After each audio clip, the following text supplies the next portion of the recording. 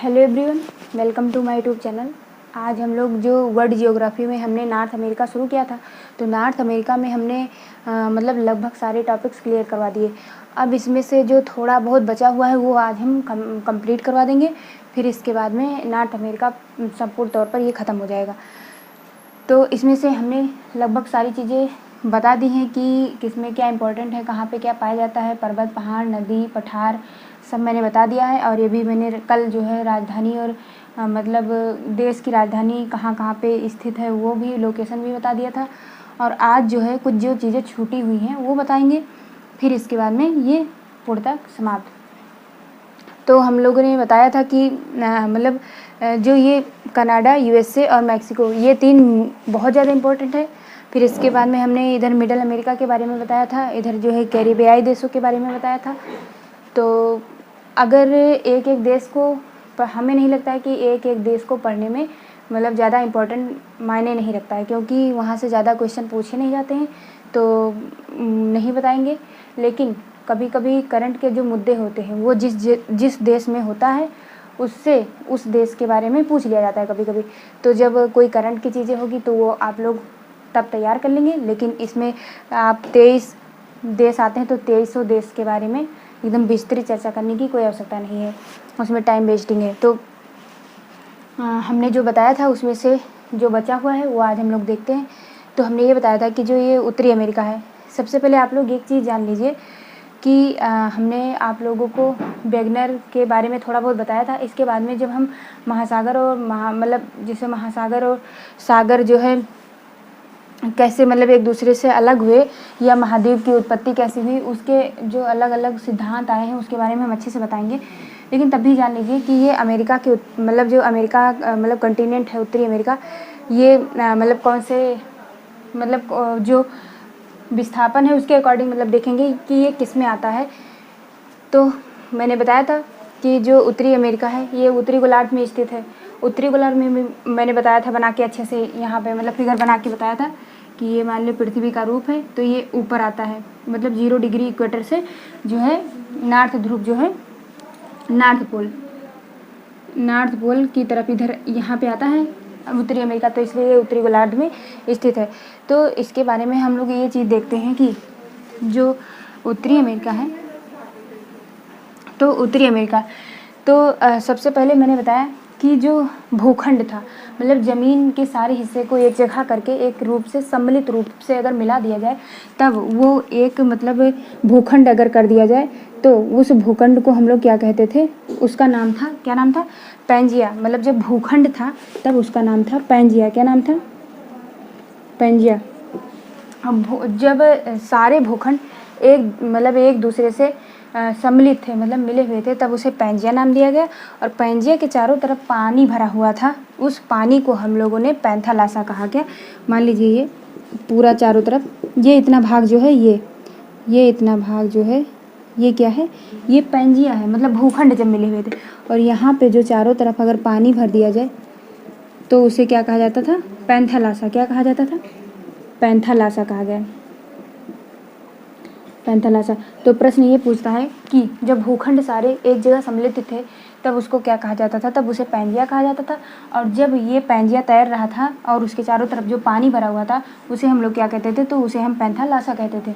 ये 2 प्रश्न बहुत इंपॉर्टेंट है। फिर इसके बाद में मतलब बात किया जाए कि एक विस्थापन एक थ्योरी है। कौन सी थ्योरी? महाविस्थापन सिद्धांत है। क्या है? यहाँ पे लिख लीजिए। अगर बात करें यहाँ पे महाविस्थापन सिद्धांत आया था एक। अगर महाविस्थापन जो सिद्धांत आया था उसमें ये बताया गया था कि मतलब इस सिद्धांत को किसने दिया था, तो वो बात करें तो वो दिया था, किसने दिया था? अल्फ्रेड, यहाँ पे लिख लीजिएगा आप लोग, अल्फ्रेड जो है वेगनर ने। क्या, कौन दिए थे? अल्फ्रेड वेगनर ने जो है दिया था। इस मतलब विस्थापन सिद्धांत है, इसमें मतलब ये अल्फ्रेड वेगनर ने इसके बारे में बताया था कि इसमें जो है महासागर और महाद्वीपों की उत्पत्ति कैसे हुई, इसके बारे में इसमें जिक्र किया गया है।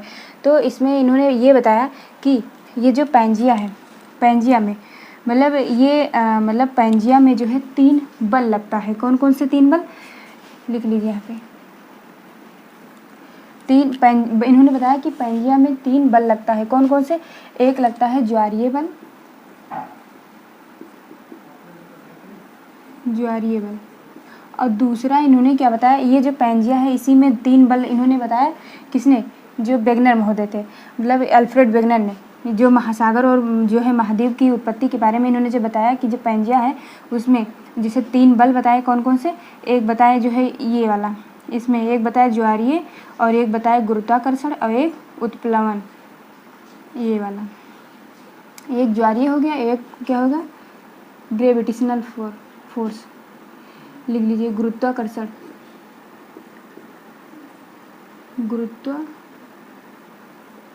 गुरुत्वाकर्षण। और तीसरा क्या बताया? तीसरा इन्होंने बताया जो है ये इसी में इसने मतलब इन्होंने बताया उत्प्लवन बल। यहाँ पे लिख लीजिए प्लवन बल। इन्होंने उत्प्लवन बल के बारे में बताया। उत्प्लवन बल जो है, अब ये देखिए जो ज्वारीय है, ये ज्वारीय जो बल बताया इन्होंने, क्या बताया इन्होंने जो है मतलब जो प्लेट विवर्तन के सिद्धांत तो बाद में आया है, अभी बताएंगे। तो इन्होंने महाविस्थापन सिद्धांत जो है इसको दिया था किसने? उसको दिया था वेगनर ने, अल्फ्रेड वेगनर ने। और अल्फ्रेड वेगनर ने ये बताया कि इसमें ये बताया गया कि महासागर और महाद्वीप की उत्पत्ति कैसे हुई। महाद्वीप मतलब उसे कहते हैं जो भूखंड, मतलब जो भूखंड है उसका बहुत सा मतलब बड़ा सा भाग, उसे हम क्या कहते हैं? जो है महाद्वीप। तो महाद्वीप जमीन का बहुत बड़ा सा भाग कह सकते हैं। तो इसमें इन्होंने बताया कि जो है पैंजिया है, पैंजिया में 3 फोर्स लगते हैं। कौन कौन से? एक ज्वारीय, एक गुरुत्वाकर्षण, एक उत्प्लवन। तो जो ये ज्वारीय बल है, ज्वारीय बल किस में होता है? एक मतलब सन की बात करें तो यहाँ पे सन लिख दीजिए, मतलब सूर्य में, और दूसरा मून मतलब चंद्रमा में। इसके कारण इन्होंने बताया कि ये जो है पश्चिम से, मतलब बात किया जाए तो ये पश्चिम और पूर्व में बताया इन्होंने कि इन दोनों के कारण इस पे जो बल ज्वारीय बल है ये सूर्य और चंद्रमा के में ही तो ज्वारीय बल पाया जाता था। तो इसी में जो है पश्चिम से पूर्व की तरफ इन्होंने बताया। और जो गुरुत्वाकर्षण, गुरुत्वाकर्षण में मास मतलब द्रव्यमान पाया जाता है। तो गुरुत्वाकर्षण जब मतलब बात दूसरा इन्होंने बताया कौन सा? गुरुत्वाकर्षण मतलब ग्रेविटेशनल फोर्स। इसमें इन्होंने बताया कि इसमें ये वाला, इसमें इन्होंने जो है बताया कि मतलब जैसे कि इनका कहने का मतलब ये था कि नॉर्थ और साउथ जो होते नहीं हैं उसके बारे में इन्होंने बताया। ये गुरुत्वाकर्षण, इसमें मास के बारे में। फिर इन्होंने नॉर्थ और साउथ 2 चीज़ें मतलब बताई। और फिर इसके बाद में जो तीसरा है उत्प्लवन। उत्प्लवन मतलब जो पानी के ऊपर जो तैरता है, आप लोगों ने पढ़ा होगा फिजिक्स वगैरह में। तो ये उत्प्लवन बल। तो यही तीनों बल जो है इनके जो पैंजिया में इन्होंने बताया, तो उस पैंजिया को मतलब जो ये तीनों बल बताए उसको फेल कर दिया गया, मतलब अमान्य कर दिया गया। जब अमान्य कर दिया गया तब क्या हुआ कि जब अमान्य कर दिया गया तब यहीं पे जो है इनके मतलब अल्फ्रेड वेगनर का जो महाविस्थापन सिद्धांत था उसको माना, फोर्स को नहीं माना गया इतना। तब इसका जो है मतलब थोड़ा नवीनतम रूप कहा जाए, उसमें थोड़ा मतलब उसको और मॉडिफाई कर दिया गया, मतलब अच्छे से और कर दिया गया। तब उसको नाम दिया गया क्या? Plate tectonic theory. यहाँ लिख, ये वाला मतलब क्या कहा गया? यहाँ पे लिख लीजिए, यहीं पे लिख लीजिए प्लेट। एक सेकंड, चल भी नहीं रहा है। जब उसको मॉडिफाई कर दिया गया तब उसे कहा गया प्लेट टेक्टोनिक थ्योरी, मतलब सिद्धांत कह दीजिए। तब जब उसको मॉडिफाई और कर दिया गया तब उसको क्या कहा गया? Plate tectonic theory. उसको हम विस्तृत चर्चा बहुत अच्छे से करेंगे। इसमें क्या बताया गया कि जो पैंजिया है, मतलब पैंजिया उसे कहा गया जो ज़मीन का सारा भूखंड जब एक रूप में सम्मिलित था तब उसे पैंजिया नाम दिया गया। और पैंजिया के चारों तरफ जो पानी भरा हुआ था उसे क्या कहा गया? उसे हम लोगों ने कहा गया, मतलब हम लोगों ने ये कहा कि उसको कहा गया पैंथालासा। क्या मैंने भी लिखा था? पैंथालासा, लिख लीजिए पैंथालासा कहा गया। और ये पैंथालासा, फिर इसके बाद में कहा गया कि ये जो है 2 खंडों में विभक्त हो गया। जो पैंजिया है वो 2 खंडों में विभक्त हो गया। यहाँ पे लिख लीजिए, ये मान लीजिए ये 2 भागों में ऐसे विभक्त हो गया ये भूखंड। तो जो ऊपर वाला ये इतना, इसके मतलब इसमें से क्या क्या बनी और इसमें से बात किया जाए, जब ये 2 खंड में विभाजित हो गया तब इसे कहा गया अंगारा लैंड। क्या कहा गया? अंगारा लैंड। और जो नीचे का भाग था उसे हम लोगों ने क्या मतलब क्या कहा गया? उसे हम लोग ये कहा गया इसमें गोंडवाना लैंड। तो हमने क्या बताया कि जो भूखंड है वो जब 2 भागों में विभक्त हुआ तो ऊपर वाले भाग को अंगारा लैंड कहा गया और नीचे वाले भाग को गोंडवाना लैंड कहा गया। तो जो अंगारा लैंड के पार्ट हैं उसमें से कौन कौन से मतलब जो है कौन कौन से कंटिनेंट बने और नीचे वाला जो भाग है उसमें कौन कौन से कंटिनेंट बने, ये आप लोग देख लीजिए।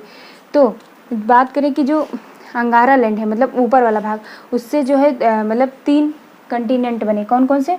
एक इसमें से एक बना नॉर्थ अमेरिका और दूसरा बना जो है यूरोप और तीसरा एशिया। कौन बना?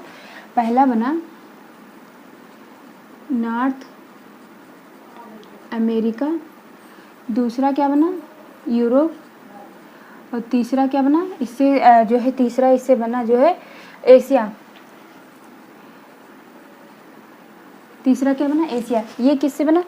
ये जो है ऊपर वाला जो अंगारा लैंड है उससे, अंगारा लैंड मतलब जो पैंजिया 2 भागों में विभक्त हुआ तो ऊपर वाले भाग में से ये 3 बना, नॉर्थ अमेरिका, यूरोप और क्या बना? एशिया। और जो तीसरे वाला है मतलब जो दूसरा पार्ट है मतलब पैंजिया का दूसरा भाग है उसमें से क्या बना ये देख लीजिए। तो इसमें से बात किया जाए तो इसमें क्या बना? इसमें बना साउथ अमेरिका। क्या बना? लिख लीजिए यहाँ पे, एक सेकंड यहीं पे लिख लीजिए, ये भी नहीं चल रहा है, लिख लीजिए यहाँ। एक बना जो है साउथ अमेरिका और दूसरा क्या बना? अगर नहीं दिखाई दे रहा हो तो हम बोले दे रहे हैं उसको लिख लीजिए। और दूसरा बना यहाँ पे लिख लीजिए अफ्रीका।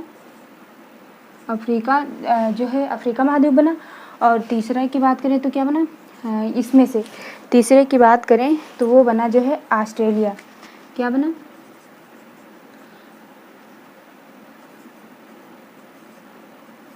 ऑस्ट्रेलिया बना। और चौथा जो क्या बना?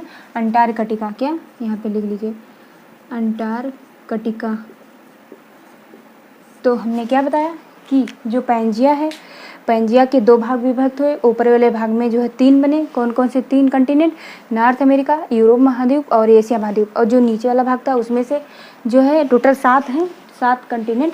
और नीचे 4 कौन कौन सा बना? साउथ अमेरिका, अफ्रीका महाद्वीप और ऑस्ट्रेलिया महाद्वीप और ये क्या बना? अंटार्कटिका महाद्वीप।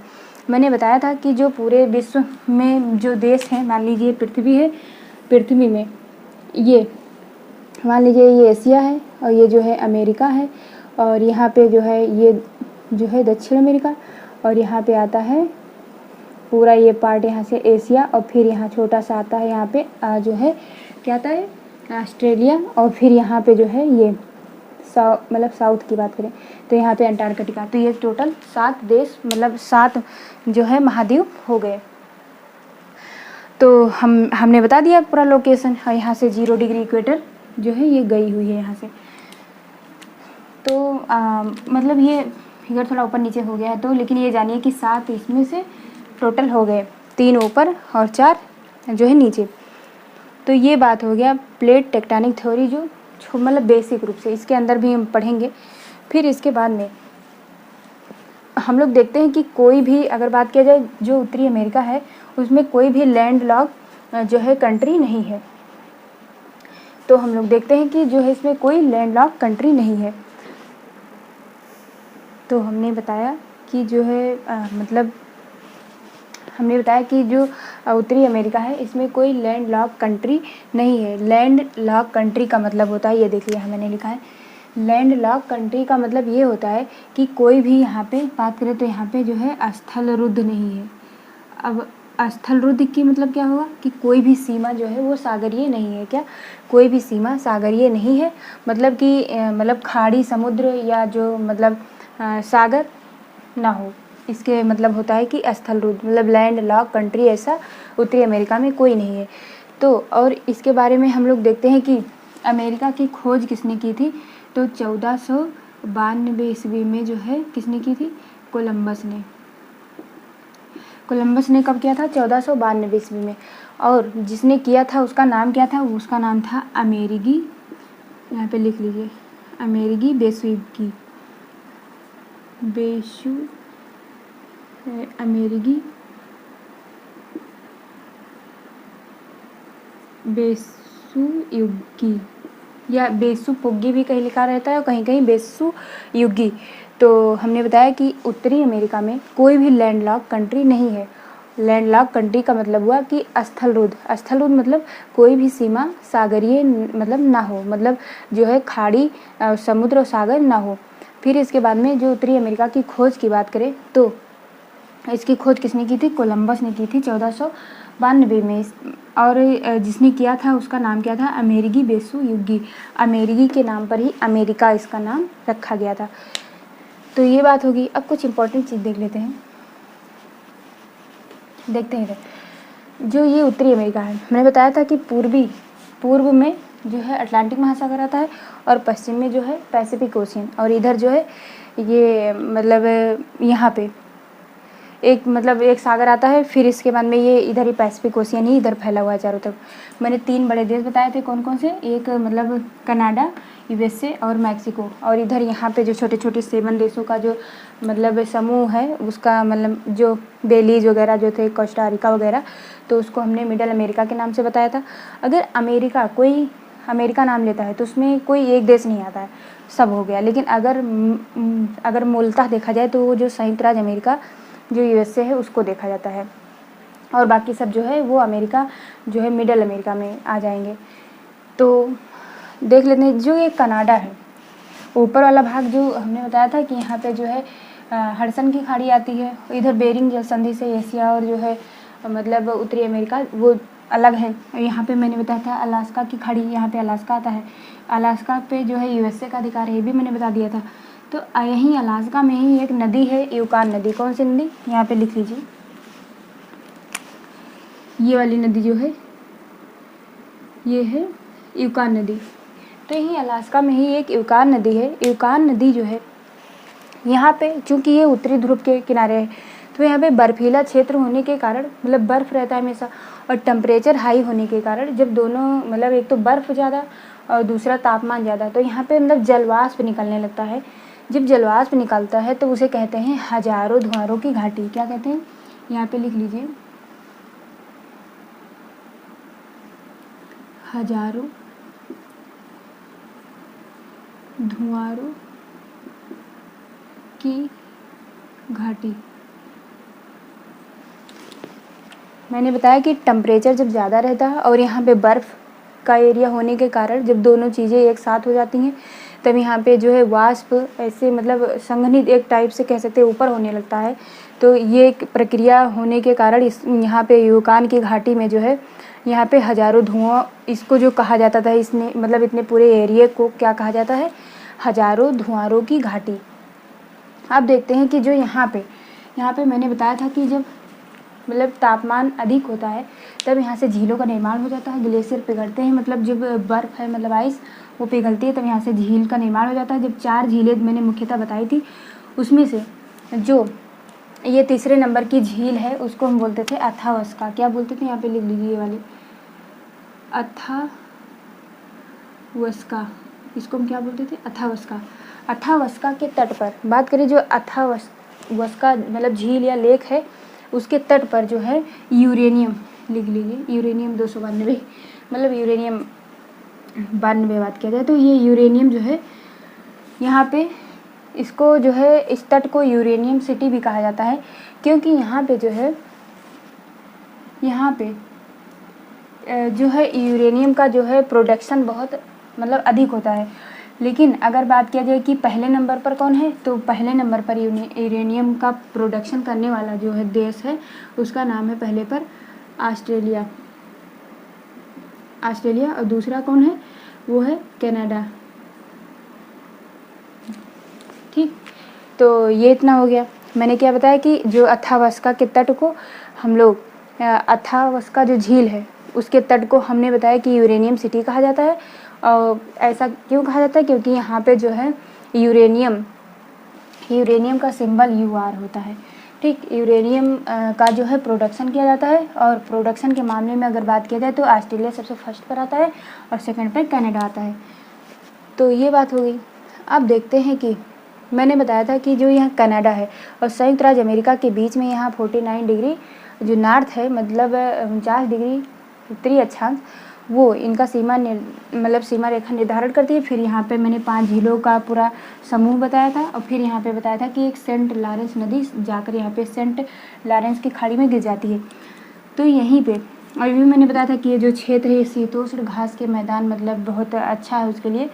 तो यहाँ पे हमने ये बताया था कि जो ये सेंट लॉरेंस नदी है, यहाँ पे लिख लीजिए सेंट लॉरेंस नदी, यहीं पे मतलब यहाँ पे एक उधर के तट पर एक इधर, यहाँ पे है क्यूबेक, लिख लीजिए यहाँ पे क्यूबेक, और यहाँ पे एक मतलब स्थान है उसको बोलते हैं मॉन्ट्रियल। तो जो क्यूबेक है वहाँ पे कागज़ का बहुत अच्छा मतलब कागज़ के लिए माना जाता है। यहाँ पे मैं डाल दीजिए, ये कागज़ के लिए प्रसिद्ध है, और मॉन्ट्रियल जो है ये जलपोत के लिए प्रसिद्ध है। किसके लिए? जलपोत के लिए। हमने बताया कि जो कनाडा और मतलब संयुक्त राज्य अमेरिका मतलब यूनाइटेड स्टेट जो है, इनके बीच में जो है 49 डिग्री उत्तरी अक्षांश कुछ दूर तक मतलब लाइन जो है डिवाइड करती। इसके बाद में झीलें मैंने बताया, और झीलें में बात करें कि जो सेंट लॉरेंस नदी इसके बाद में आती है। सेंट लॉरेंस नदी के तट पर 2 मतलब स्थान फेमस हैं। कौन कौन सा? जो है एक उधर वाले साइड पे क्यूबेक और इधर वाले साइड पे मॉन्ट्रियल। तो क्यूबेक की बात करें तो वहाँ पे कागज़ प्रसिद्ध माना जाता है, और मॉन्ट्रियल में जो है जलपोत के लिए ये प्रसिद्ध माना जाता है।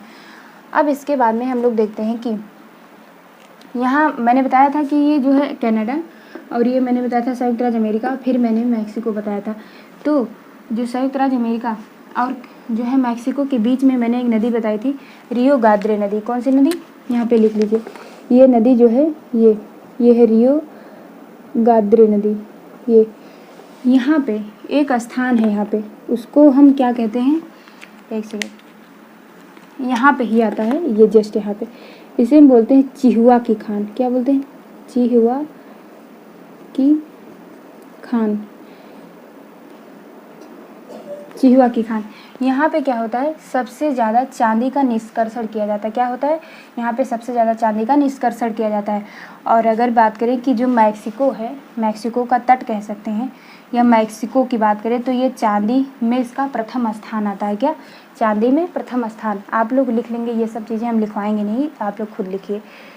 तो ये मैक्सिको को मैंने बताया कि जो है ये चांदी में प्रथम स्थान रखने वाला जो देश कह सकते हैं। फिर हमने बताया था कि यहाँ पे 3 नदियाँ मैंने बताई थी, वो पिछले अध्याय में मैंने बताया, आप लोग नहीं देखे हैं तो जाके देख सकते हैं। यहाँ पे जब तीनों नदियाँ आके यहाँ मिलती थी, एक ये और ये और ये, मैंने 3 नदियाँ मिसिसिपी और मिसौरी, और फिर यहाँ मतलब जब मिलती है तब भी उसको कहा जाता था, जब ये तीनों यहाँ मिलती है तब इसको हम क्या कहते हैं, मैंने लिख दिया है मिसिसिपी डेल्टा। मिसिसिपी डेल्टा में ही जो है न्यू अर्लियस एयरपोर्ट है। क्या है? यहाँ पे लिख लीजिए, न्यू अर्लियस एयरपोर्ट। ये पूछ लेता है कि न्यू अर्लियस एयरपोर्ट कहाँ है, तो वो जब तीनों नदियाँ जब पक्षियों के पैरों की तरह, पंजों की तरह जो है आकार बना लेती हैं, तो उसको बोलते हैं मिसिसिपी डेल्टा। मतलब मिसिसिपी, मिसौरी और एक नदी है, वो तीनों मिलके ये इसका निर्माण करती हैं। तो यहाँ पे ये बता दिया। अब हम लोग देखते हैं कि जो इम्पोर्टेंट चीज़ रह गई है उसके बारे में हम लोग देख लेते हैं। कौन सा इम्पोर्टेंट चीज़ रह गया है? तो हमने बताया कि जल संधि किसे कहते हैं, तो जल संधि जो होता है उसे कहते हैं 2 स्थल तथा 2 जल वाले भाग को जो जोड़े उसे हम क्या कहते हैं, स्ट्रेट या जल संधि। अब हम बात करते हैं कि जल संधि किसे कहते हैं, तो ये जो चैनल होता है, चैनल किसे कहते हैं, तो चैनल जो होता है वो जल संधि का ही एक चौड़ा भाग होता है। क्या होता है? जल संधि का ही एक चौड़ा भाग होता है। और अगर ये प्रश्न पूछता है कि जो फ्लोरिडा चैनल है वो किन दो मतलब द्वीपों के बीच में आता है, तो वो आता है क्यूबा और जो है फ्लोरिडा के बीच में। मतलब मैंने यहाँ बताया था छोटे छोटे द्वीप, तो उसमें एक क्यूबा द्वीप और एक फ्लोरिडा, उन दोनों के बीच में क्या आता है, फ्लोरिडा चैनल। अब हम लोग बात करते हैं कि युकाटन चैनल जो है वो किन दो द्वीपों के बीच में आता है, तो यहीं पे सारे द्वीप आते हैं, तो वो जो है युकाटन और क्यूबा के बीच में जो चैनल है उसे हम क्या कहते हैं, युकाटन चैनल। अब बात करें कि विंडवार्ड पासेज जो है वो किन दो द्वीपों के बीच में आता है, तो वो आता है यहाँ पे क्यूबा और एक हैती थी, हमने बताया था आप लोग कि दो द्वीप क्यूबा और हैती, तो क्यूबा और हैती के बीच में कौन क्या आता है, युकाटन चैनल, नहीं विंडवार्ड पासेज। अब हम लोग बात करते हैं कि मोना पास किसके बीच में आता है, तो वो आता है डोमिनिकन प्यूटोरियो, किसके बीच में आता है, डोमिनिकन प्यूटोरियो। तो ये बात हो गई चैनल्स किसे कहते हैं, और जो है क्यूबा हैती के बीच में क्या आता है, मोना पास, फ्लोरिडा चैनल, ये सब हमने बता दिया। अब हम लोग इसके बाद में देखते हैं कि यहाँ पे एक सेकंड मिटा दें,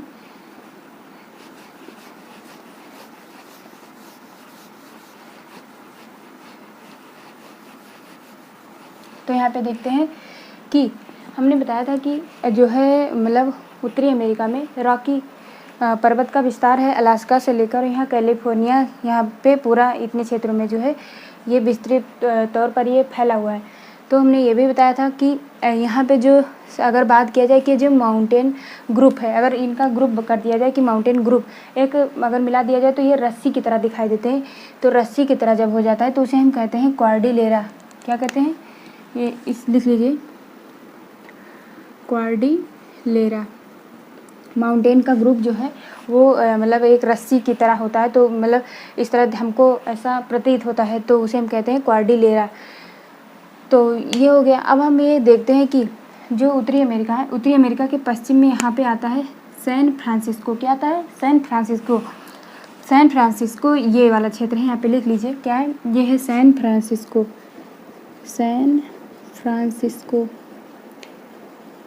फ्रांसिस्को जो है ये यहाँ पे आईटी इंडस्ट्री के लिए जो है ये फेमस नगर है।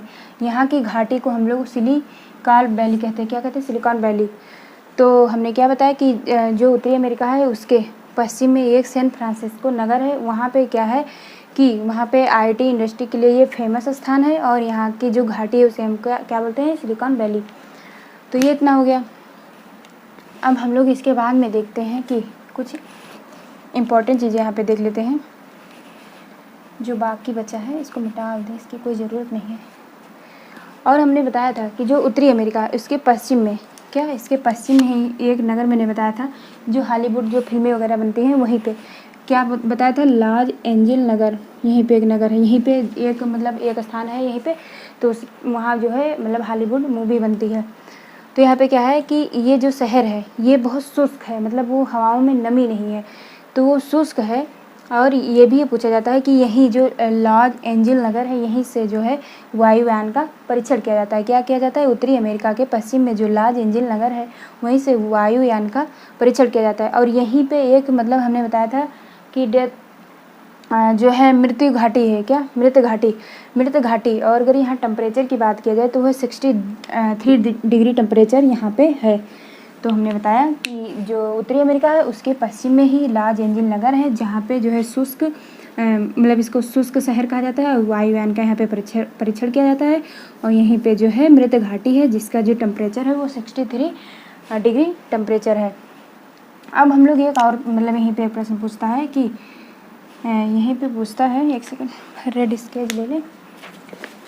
हाँ, तो यहाँ पे ये पूछता है कि जो उत्तरी अमेरिका है, उत्तरी अमेरिका के पश्चिम में ही एक यहाँ पे देखिए ये एक हवाई द्वीप है, पश्चिम में थोड़ी दूर पर जो मतलब उत्तरी अमेरिका के पश्चिम में ही एक हवाई द्वीप है। ये प्रश्न बहुत इंपॉर्टेंट है। तो ये हवाई द्वीप पे जो है सक्रिय ज्वालामुखी आता है।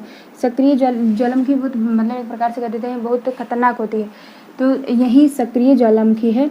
तो यहीं पे दो सक्रिय ज्वालामुखी मतलब जो हवाई द्वीप है, हवाई द्वीप पे दो ज्वालामुखी कौन कौन से आते हैं, एक क्लाइव और एक मोनोलाओ। ये दो मतलब सक्रिय ज्वालामुखी है। तो कभी कभी पूछ लेता है कि क्लाइव जो ज्वालामुखी वो कैसी है, तो सक्रिय मतलब हो जाएगा सक्रिय ज्वालामुखी, और ये किस द्वीप पे है, तो वो हवाई द्वीप पे है। और हवाई द्वीप के ही पास में एक छोटा सा मतलब एक द्वीप है जिसे हम कहते हैं होनोलुलु द्वीप। क्या यहाँ पे लिख लीजिए, होनोलुलु द्वीप, अजीब सा नाम है ये। मैंने बताया कि हवाई जो द्वीप है उसके जस्ट थोड़ा सा मतलब ऊंचे वहाँ पे क्या है वो मतलब वहीं पे एक है होनोलुलु द्वीप, वहाँ पे भी जो है सक्रिय ज्वालामुखी आता है। और जो क्लाई व मोनोलाओ है ये हवाई द्वीप पे सक्रिय ज्वालामुखी है और वो स्थित है। तो ये इतना हो गया। अब इसके बाद में हम लोग देखते हैं कि कुछ इम्पोर्टेंट चीज़ देख लीजिए। इसके बाद में तो हमने बताया कि जो ये उत्तरी अमेरिका है, उत्तरी अमेरिका में ही हमने बताया था कि यहाँ पे जब टेम्परेचर अधिक होता है तो जब ग्लेशियर पिघलते हैं तो वहाँ से 4-5 झीलें का निर्माण होता है। ये अस्थायी रूप से ना होकर अस्थायी हैं। इसमें से जो मैंने बताया था कि ग्रेट बैरियर मतलब पहला जो है ग्रेट बैरियर लेक थी वो बात करें तो ये रेडियम के लिए प्रसिद्ध है। मतलब रेडियम यहाँ पे पाया जाता है, लिख लीजिए यहाँ पे रेडियम प्रसिद्ध नहीं मतलब रेडियम यहाँ पे उत्पादन होता है। और जो दूसरी लेक थी जो स्लैब उसमें जो है गोल्ड पाया जाता है। क्या? गोल्ड मतलब सोना। और जो मैंने 3 झीलें बताई थी, एक ये और एक यहाँ पे 2 और एक यहाँ 3, मतलब अथावस्का और रेंडियर मतलब अथावस्का झील और रेंडियर झील, ग्रेट रेंडियर या ग्रेट अथावस्का झील और एक विनिपेग। तो ये तीनों में जो है इन तीनों झीलों में जो है क्या पाया जाता है, निकिल और कापर। इन ऊपर वाले में मैंने बताया कि रेडियम पाया जाता है, स्लैब में जो गोल्ड और अथावस्का झील में और रेंडियर और विनिपेग ये तीनों में जो है क्या पाया जाता है, निकिल और कापर। तो ये तो बात हो गई ये। अब हम लोग देखते हैं कि मैंने बताया था यहाँ पे अलास्का है, अलास्का जो है उसमें संयुक्त राज्य अमेरिका का ये भाग है और अलास्का के नीचे जो है यहाँ पे अलास्का की खाड़ी है। और अलास्का में ही एक मतलब परमापास्ट मतलब बना हुआ है मतलब बन गया है। परमापास्ट क्या होता है अभी बताएंगे, यहाँ पे लिख लीजिए, इसको बोलते हैं परमाफास्ट। परमाफास्ट क्या होता है, ये होता है ज़मीन के अंदर बर्फ़ जम जाती है। क्या होता है यहाँ पे, ये जो है यहाँ अलास्का ज़मीन के अंदर बर्फ़, नीचे भी मतलब नीचे अगर आप बात करें ज़मीन के अंदर तो बर्फ़ होती है, तो उसे हम कहते हैं परमापास्ट। तो ये अलास्का में पाया जाता है क्योंकि अलास्का में जो होता है मतलब वहाँ पे बहुत बर्फ़ है वगैरह है, मतलब ठंडे क्षेत्र वाला है।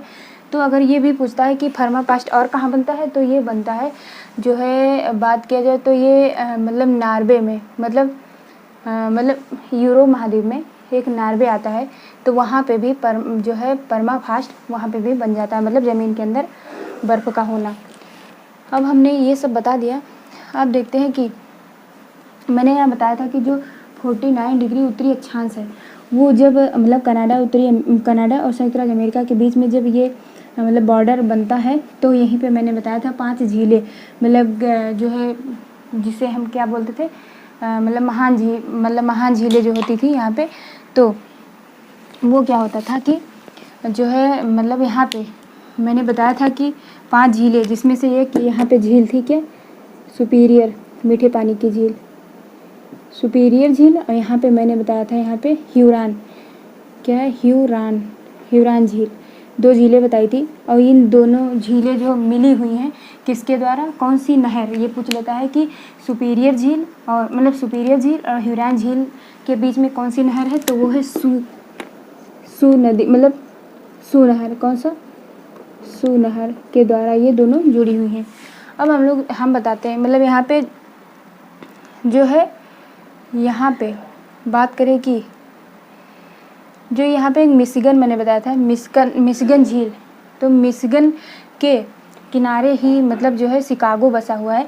और शिकागो यहीं पे है शिकागो, बात करें तो यहीं पे शिकागो, जहाँ पे हमारे महान जो मतलब स्वामी विवेकानंद जी ने जो भाषण दिया था यहीं पे दिया था शिकागो में। और शिकागो क्यों प्रसिद्ध है, यहाँ पे जो है मीट, बात करें तो यहाँ पे मीट का बहुत बड़ा मतलब मीट का उत्पादन होता है। यहाँ पे क्या है, मीट प्रोडक्शन, लिख लीजिए। शिकागो मतलब क्यों फेमस है, शिकागो में स्वामी विवेकानंद जी ने भाषण दिया था और ये जो है मिशिगन नदी के किनारे बसा हुआ है और यहाँ पे मीट प्रोडक्शन होता है मतलब मांस। अब हम लोग बात करते हैं यहाँ पे कि यहाँ पे यूएसए, मैंने बताया था कि यहाँ पे यूएसए आता है। यूएसए की राजधानी वाशिंगटन डीसी जो है ये कौन सी नदी के किनारे बसा है? तो वो है पोटोमैक नदी। यहाँ पे लिख लीजिए पोटोमैक नदी। ये किस नदी के किनारे बसा हुआ है? वो है पोटोमैक नदी। और पोटोमैक नदी जो है ये मतलब जिसे यूएसए की राजधानी क्या है? Washington DC. और ये जो है पोटोमैक नदी के किनारे बसा हुआ है। और पोटोमैक के जो नदी के किनारे बसा हुआ है तो ये वाशिंगटन डीसी में बात करें तो यहाँ पे वर्ल्ड बैंक और जो है आईएमएफ का हेडक्वार्टर पाया जाता है। किसका? यहाँ पे लिख लीजिए वर्ल्ड बैंक और प्लस क्या है आईएमएफ, इसका जो है हेडक्वार्टर पाया जाता है। यहाँ पे लिख लेंगे आप लोग फुल हेडक्वार्टर कहाँ पे? Washington DC. अब हम लोग ये बात करते हैं कि यहाँ पे जो ये निकला हुआ भाग है इसे हम कहते हैं मतलब उत्तरी अमेरिका के पूर्वी भागों में अगर जो मैक्सिको की खाड़ी के ऊपर थोड़ा देखा जाए तो वहाँ पे एक आता है फ्लोरिडा। फ्लोरिडा जो है और यहाँ पे एक छोटा सा मतलब ये द्वीप आता है, मतलब एक छोटा सा जहाँ पे है यहाँ पे बरमूडा। और बरमूडा से नीचे जो है अगर बात करें तो है प्यूर्टो। और जब इन तीनों को मिला दिया जाता है यहाँ पे तो यहाँ पे इसको हम बोलते हैं क्या? बरमूडा त्रिभुज। क्या बोलते हैं? यहाँ पे लिख लीजिए बरमूडा त्रिभुज या ट्रेंगल। बरमूडा ट्रेंगल बन जाता है। क्या क्या क्या मिलने पर? फ्लोरिडा, बरमूडा और जो है प्यूर्टो। इन तीनों के जो सम्मिश्रण जो मिलते हैं तो उसको एक ट्रेंगल का रूप नहीं ले लेता है। देखिए तो इसे हम कहते हैं बरमूडा ट्रेंगल या बरमूडा त्रिभुज। अब हम लोग बात करते हैं कि लैटिन अमेरिका में अगर बात किया जाए, वैसे तो अमेरिका सब लोग बोल देते हैं लेकिन अगर लैटिन अमेरिका में बात किया जाए तो उसमें क्या क्या शामिल है तो ये लिख लीजिए। लैटिन अमेरिका में बात करें तो इसमें आता है मैक्सिको, ये वाला भाग मतलब ये इधर का ये आता है क्या? मैक्सिको। और फिर इसमें क्या शामिल होता है? कैरिबियन द्वीप आ जाते हैं सारे। और फिर आ जाता है दक्षिण अमेरिका। ये सारी चीज़ें हो गई। अब आप लोग के लिए एक क्वेश्चन है कि यहाँ पे देख लें और कुछ बचा हुआ है यहाँ पे। हाँ एक चीज़ और बच गया है कि हमने बताया था कि जो यहाँ पे जो मतलब एक शहर है यहीं पे जो वाशिंगटन डीसी के थोड़ा सा ऊपर पे यहाँ पे वहाँ पे क्या है? न्यूयॉर्क। न्यूयॉर्क पूछता है कि किस नदी के किनारे बसा है तो वो है हडसन नदी के किनारे। और हडसन नदी के किनारे बसा हुआ है। और जो न्यूयॉर्क है यहाँ पे जो है मतलब बड़े बड़े मतलब बहुत ऊंची ऊंची इमारतें बनी होती हैं। मतलब यहाँ पे जो है बहुत ऊंची ऊंची इमारतें बनी हुई हैं न्यूयॉर्क सिटी जो है, तो इसलिए उसको गगनचुंबी भी बोलते हैं। तो ये हो गया। और अगर बात करें कि जो कनाडा है, कनाडा के जो नॉर्थ साइड में जो है बहुत सारा जो है शंकुधारी बन पाए जाते हैं। अगर मैंने यहाँ बताया था यहाँ पे शीतोष्ण बन पाए जाते हैं। और भी बताया था कि उत्तरी अमेरिका में प्रेरी घास पाए जाते हैं। तो आज मैंने लगभग उत्तरी अमेरिका में अगर आप उत्तरी अमेरिका से कोई भी प्रश्न उठा लीजिए तो एक भी प्रश्न छूटेगा नहीं, ये मेरी गारंटी है।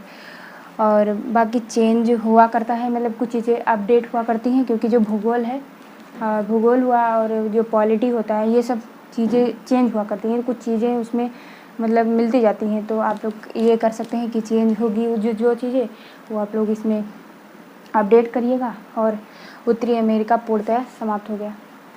तो आई थिंक कि आप लोग को समझ में आया होगा। Thank you so much.